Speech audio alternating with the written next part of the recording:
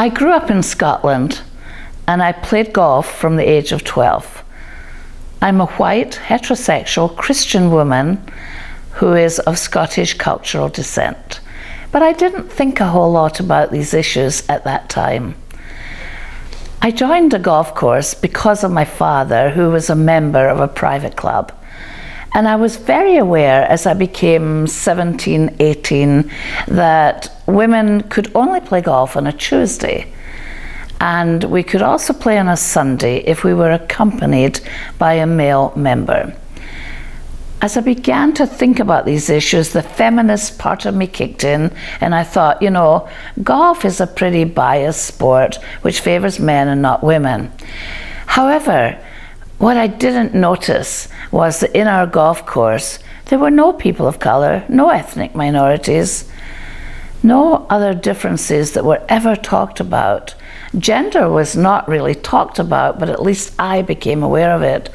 So what it made me think in later years is about the issue of dominance and the issue of privilege. What is it that happens that we don't recognize as happening because of our privilege? So dominance is here to stay, and the other side of the dominance coin is privilege, and we often don't recognize what privileges we're having. So for me, I could walk into the golf course, but only on certain days and only if accompanied by my father or another male member. But other people could not walk into that golf course at that time in Scotland. I would like to think or believe that it's changed since these days, but nevertheless, the issue of dominance and privilege have not changed. They're still here. One of the things that's not necessarily understood about dominance and privilege is that most of us have it. So even if you are, for example, a person of color, an ethnic minority, or somebody who's gay or lesbian, you may well tell yourself that you don't have the dominance and privilege because you're a member of a subculture. However, you may have dominance and privilege in other aspects of your life.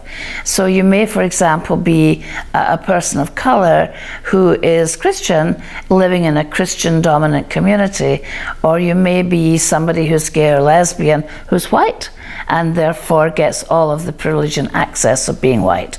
And so the issue of dominance and privilege are here to stay. One of the things that we have to do is to begin to look at what are our privileges, how do they manifest themselves, and that this is part of the work that we have to do. One of my assessment tools looks at the issue of a pyramid, is that we have to organizations start at the top of the pyramid by trying to embed inclusion.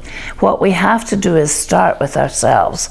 So we need to do the intrapersonal work to ask myself, what are my social identity groups?